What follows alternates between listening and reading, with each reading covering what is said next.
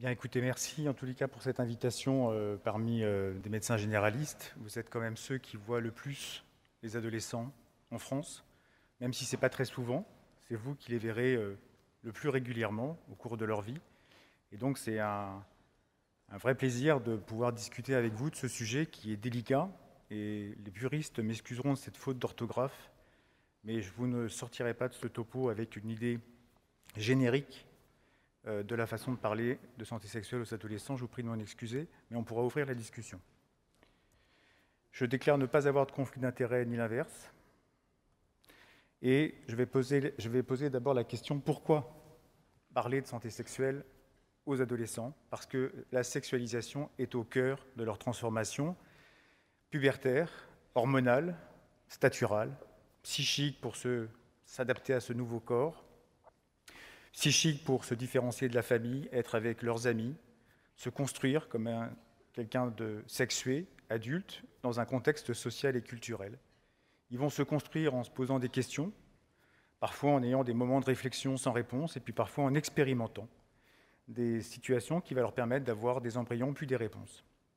Il faut savoir également que l'adolescent, quand on regarde la littérature, présente une maturation quasiment, c'est la dernière phase de maturation cérébrale et elle finit par les régions frontales, qui sont les zones de gestion des émotions. Et on peut imaginer que dans cette situation qui est encore partiellement finie, que la sexualisation, qui est dynamique, qui n'est pas linéaire, est responsable de beaucoup de tensions et de beaucoup de situations qui l'interrogent, qui va être associée à un certain niveau d'exploration, mais un mélange de sentiments comme des pulsions, des désirs, des envies de passer à l'acte, et puis des interdits, et puis tous ces éléments vont être effectivement présents dans sa tête et vont pouvoir progressivement s'apaiser ou prendre telle ou telle orientation. Pourquoi parler aussi de ce sujet? C'est parce que l'âge médian des rapports sexuels en France est de 17 ans, avec plus bas des situations de rapports sexuels précoces chez les moins de 15 ans et très précoces chez les moins de 13 ans, qui sont quand même moins de 13 ans et moins de 15 ans des groupes assez spécifiques. Mais après 18 ans, on observe qu'une portion non négligeable de jeunes adultes n'ont pas eu encore de relations sexuelles. Et donc on a affaire aussi à une population très hétérogène, très polymorphe, dont les pratiques sexuelles pour certains sont complètement différentes de celles de leurs aînés, et où la question c'est à la fin, c'est quoi le job? Alors évidemment, c'est la prévention des risques et des soins chez des mineurs qui sont fragiles, qui ont moins de 18 ans, mais qui sont évalués très partiellement à partir des marqueurs de santé sexuelle traditionnels, sur le préservatif dont l'utilisation diminue au cours du temps, qui montrent que le VIH n'est plus au centre des préoccupations des lycéens, et qui s'accompagne d'une augmentation des infections sexuellement transmissibles chez les 15-24 ans. Pour la fertilité, on observe également l'usage plus fréquent sur cette tranche d'âge de la contraception du lendemain, qui est parfois le mode de contraception de ces adolescentes. Et puis, par effet de réplique, l'augmentation, un taux d'IVG qui n'est pas négligeable chez les 15-17 ans, puisqu'il considère 7,6 cas pour 1000 femmes. Et puis, il y a d'autres marqueurs de santé sexuelle qui sont peu ou pas explorés. Ils ne s'abordent pas ou indirectement les violences sexuelles, les agressions, les attouchements, les harcèlements, les expositions à des images pornographiques, les relations sexuelles sous emprise. Les agressions sexuelles chez les enfants et les adolescents, c'est entre 5 et 15% des garçons, 15 et 30% des filles. Et 15% des adolescents auront eu des rapports sexuels non consentis par coercition physique, psychologique ou chimique. Alors c'est aussi un sujet que les médecins ne sont pas les seuls à discuter, puisque la famille, souvent la mère, la fratrie, les amis, l'école depuis 2001, même si c'est un peu compliqué, l'infirmière scolaire quand on en a encore une, et puis des portails de santé publique, type onsexprime.fr, Fil Santé Jeune, qui sont merveilleusement bien faits, qui ont des éléments de tutos, de réflexion qui sont vraiment très pédagogiques. Et puis derrière, on peut avoir de la présence humaine, peut-être que certains d'entre vous travaillent dans les centres de planning, et donc peuvent effectivement, et dans les centres de dépistage, peuvent avoir une relation directe avec ces adolescents. Qui aussi, dans la santé sexuelle au sens large, et puis les catégories de pratiques sexuelles à risque et ou classées X. Globalement, on a vu que les chiffres qui concernaient les plus de 10 ans, qui pouvaient déjà avoir vu des images pornographiques, le smartphone, ils en ont tous, et donc c'est l'accès à Internet. Avant, on avait un code parental sur nos bons vieux ordinateurs, mais maintenant, c'est fini. Et donc, ces appareils qui leur permettent de s'affirmer dans l'espace public, qui leur permettent de figurer un idéal d'eux-mêmes, qui leur permet d'être en relation avec les autres, de partager de la culture, peut-être aussi dans une relation intime, l'occasion de publier des photos de soi nues ou dans des situations compromettantes, ou des sextings. Et tout ça sur la toile, sur Snapchat, sur Instagram, peut entraîner des dégâts majeurs. Et puis, une partie de leur sexualité, parce que là on ne va plus parler de santé sexuelle, se fait à l'aide d'expositions ou malgré l'exposition à des images pornographiques extrêmement trash, dont ils vont effectivement avoir parfois des réviviscences traumatiques. Alors, qui parle de santé sexuelle, les recommandations sont pour une complémentarité des manières, des lieux, des moments, adaptés au parcours et à l'environnement des adolescents, qui est extrêmement variable. Et donc, information, prévention, soins, oui, avec des risques somatiques mis en avant, mais qui sont trop restrictifs, l'évaluation du contexte psychologique, et puis celui de la qualité. Là, je laisserai ça aux sexologues d'adultes, puisque définir la qualité d'un rapport sexuel d'un adolescent, personnellement, j'y arrive pas. Et nous, là-dedans, alors je suis désolé, je n'ai pas trouvé de photos de médecins femmes, mais quand je vois la démographie, j'aurais dû chercher davantage, mais elles étaient moches, les photos que j'avais. Bon. Et donc le rôle des médecins varie beaucoup selon la spécialité. Moi, j'ai des collègues gynécos qui disent « mais oui, il n'y a pas de problème pour parler de sexualité aux ados », et oui, d'accord, il n'y a pas de problème. Mais en fonction de l'âge, en fonction du sexe de l'adolescent, puis on verra d'autres freins plus tard, globalement, c'est trop peu abordé en soins primaires.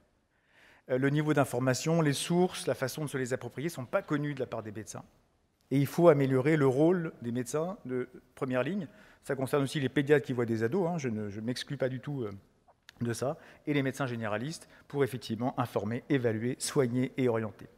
Et pourtant, on a une mine d'informations. Si vous tapez sur Google, si vous tapez sur PubMed, vous allez avoir des publications partout. L'OMS, les guides, les outils, les groupes à risque, les personnes ressources, les infections, les contraceptions du lendemain, etc. Il y en a partout. Et quand on regarde le bouquin de l'INPES entre nous, il y a quelques vignettes cliniques qui vous disent un petit peu comment faire, mais c'est assez succinct. Enfin, je trouve on peut faire mieux. Et il n'y a pas de guide d'entretien sur la santé sexuelle des ados en consultation. Alors, comment on en parle ? Dans le contexte d'une consultation adolescent classique, bonjour, je me présente, c'est qui demande quoi ? On va faire un entretien singulier, on va pouvoir parler des thématiques spécifiques avec des clauses de confidentialité, et puis ensuite on fera une restitution, de ce qui sera restituable, aux parents qui est présent.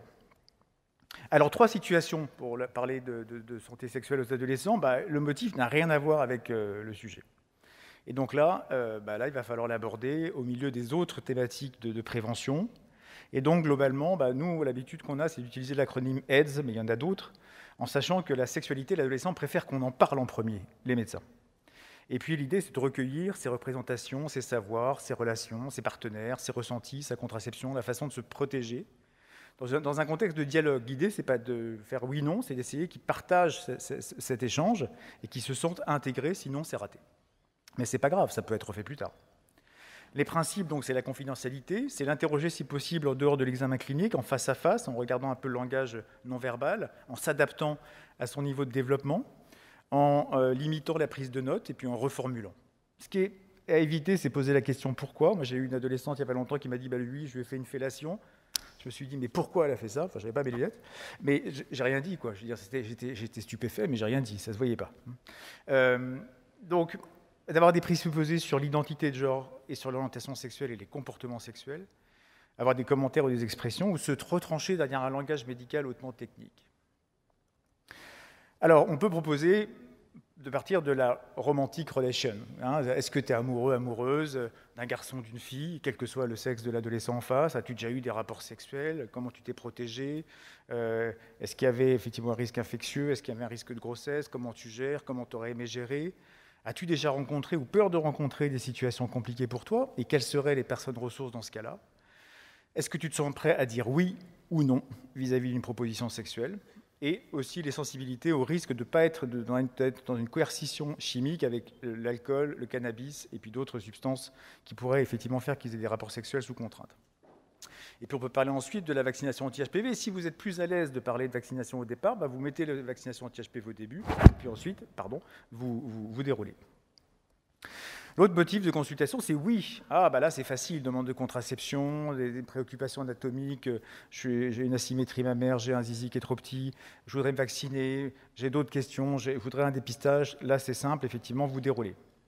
Le dernier motif, c'est les motifs indirects qui concernent les violences sexuelles, et on voit systématiquement des adolescents qui ont été victimes de ce type de situation.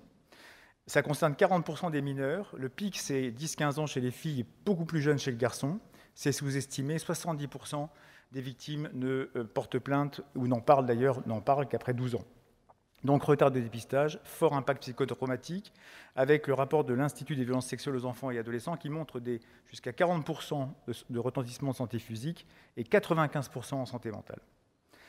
Alors, ce qui va pouvoir attirer l'attention des médecins lors des entretiens cliniques, ça va être les syndromes de stress post-traumatique, ça va être la lignée dépressive, ça va être les troubles des conduites, les comportements à risque, addiction précoce, toxique, fugue, tous les troubles du comportement alimentaire, hyperphagie, boulimique, vomissement, anorexie mentale, difficultés relationnelles et scolaires.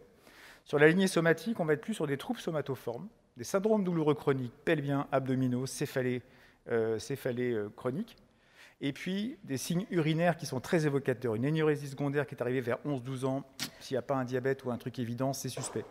Les troubles digestifs, c'est encore pire. Les scarifications, pas les classiques, si j'ose dire, sur la face antérieure des avant-bras, mais sur le haut des seins, la face interne des cuisses, ça, en général, ça montre qu'il y a eu des situations de violence. Et puis c'est l'association, parce qu'évidemment, dès que vous allez vous retrouver vis-à-vis de cette situation-là, on ne va pas imaginer qu'il y a forcément ça derrière. Mais c'est leur association, l'apparition brutale de tout ça, la demande de consultation rapprochée qui doit vous faire dire qu'il y a un souci. Alors comment en parler ? Il y a des freins, parce que vous n'avez pas une consultation qui est très longue. La formation et la pratique, ça dépend de votre cursus. C'est pas toujours facile de parler pour des hommes à des jeunes filles, pour des femmes à des jeunes hommes. C'est pas toujours facile d'interroger les adolescents. On interroge plus facilement les adolescentes. C'est tabou. Donc c'est tabou pour la société. Vous faites partie de la société, les adolescents aussi, leurs parents aussi. Et donc il y a aussi le vécu personnel de s'être pris des situations compliquées ou d'avoir nous-mêmes des situations de violence sexuelle ou de situations de santé sexuelle compliquées. Et puis ça signifie de gérer un problème complexe, s'il y a un problème. Et donc derrière, il faut s'appuyer sur les partenaires institutionnels. On a parlé des deux premiers tout à l'heure, je voudrais quand même placer l'hospitalisation, les urgences, les services d'hospitalisation sont là pour débrouiller des situations compliquées. Et puis il y a la cellule de recueil des informations préoccupantes. Vous pouvez les appeler, ils sont très disponibles et très adaptés. Et puis il y a les réseaux Internet, par exemple le 3018, qui permet pour le revenge porn, là, quand vous avez des publications de photos, de vidéos, vous leur envoyez, vous les appelez, ils enlèvent les photos et ils vous aident pour déposer plainte. Et puis, il y a la police judiciaire, des brigades des mineurs, que ce soit les brigades de mineurs à proprement parler, ou la gendarmerie ou la police. Les leviers, consultation prévention dédiée, vieux fantasmes des médecins d'ados. Les ROSP, plus ciblés sur les indicateurs de santé, mais pas seulement somatiques. Et des outils, parce que vous utilisez beaucoup d'outils, alors soit avec des scores, soit en utilisant certains items. Et nous, on est partisans de la construction partagée d'un outil légitime sur la santé sexuelle des ados, incluant les adolescents, les médecins et les parents. Et c'est ce qu'on essaie de proposer sur un appel d'offres d'un PREPS, avec le département de médecine générale de Paris et de Clermont-Ferrand-Auvergne, pour effectivement, sous l'initiative du groupe de recherche clinique de médecine santé ado, pour justement favoriser ce type d'outil qui serait quand même bien pratique pour interroger ces ados. Merci pour votre attention.